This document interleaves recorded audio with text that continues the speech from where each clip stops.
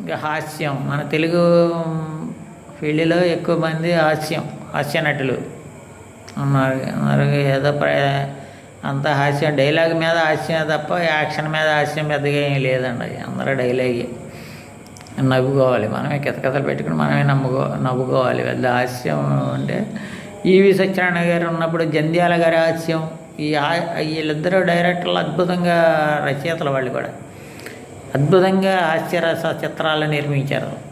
వాళ్ళ హాస్యం ఇప్పటికి కూడా గుర్తొస్తే మనకి అది చూడండి. అదేంటిది చిత్రం బళారేవి చిత్రంలో అసలు మొత్తం కూడా హాస్య చిత్రాలు అట్లా మొత్తాన్ని అప్పుడు అంతవరకు వచ్చినాయి. ఇప్పుడంటే పెద్ద హాస్యం ఏం కనబడతలేదు, నవ్వటమే, మనం కల్పించుకుని నవ్వుకోవాలి హాస్యం అని. అంటే హాస్యం రాసేవాళ్ళు కూడా తగ్గిపోయారు ఇప్పుడు రచయితలు. హాస్యం రాయాలి. తర్వాత ఇంకా హాస్య కరుణ అనేది దానికి ఎప్పుడు కూడా ఏకో రస కరుణ ఏవా అన్నాడు బహుమూతి అనే సంస్కృత కవి.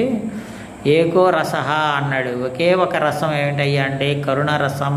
ఈ కరుణ రసాన్ని కనుక రాయగలిగినా నటించగలిగినా అద్భుతమైన గొప్ప నటుడు అనమాట. అది చాలా కష్టమైంది. అది చాలామంది నటించడం తైలిక ఇలా మొహం మూసేసుకుంటారు.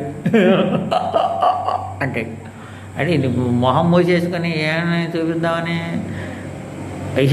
అంటమే, నవ్వుతున్నాడు ఏడుతున్నాడు కానీ తెలవకుండా నడుస్తూ ఉంటాడు. కాబట్టి కరుణ రసాన్ని ప్రాక్టీస్ చేయండి. కరుణ రౌద్రం ఇలా పెట్టాలి. కళ్ళు చూడండి, ఇలా వచ్చింది కళ్ళు అని రౌద్రం.